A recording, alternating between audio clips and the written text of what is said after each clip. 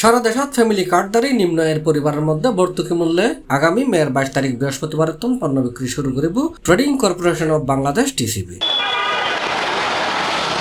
তবে ঈদুল আজহার আগে অস্বাভাবিক হারে বাড়ানোই তেল, ডাল এবং চিনির দাম। এক মাসের ব্যবধানে প্রতি লিটার তেলত 35 টাকা, প্রতি কেজি মসুর ডালত 20 টাকা এবং চিনির দাম 15 টাকা বাড়ানোই। মের 21 তারিখ বুধবার এক সংবাদ বিজ্ঞপ্তিত এই তথ্য জানাই টিসিবি।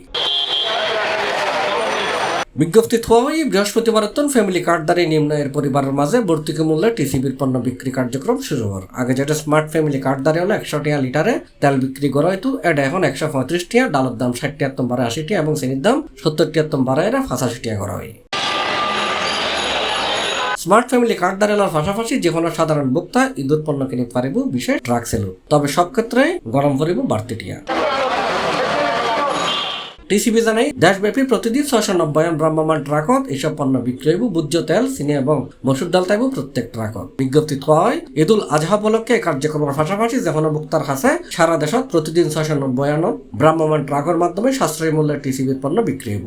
ঢাকাত 50 খান, চট্টগ্রাম 20 খান, সওয়ান বিভাগীয় সড়ক 10 খান করে, বৈশিষ্ট্য 56 জেলা সড়ক 10 খান করে ট্রাক থাকিব।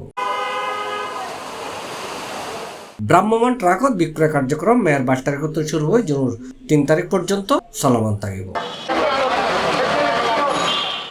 C plus TV, Chittagong.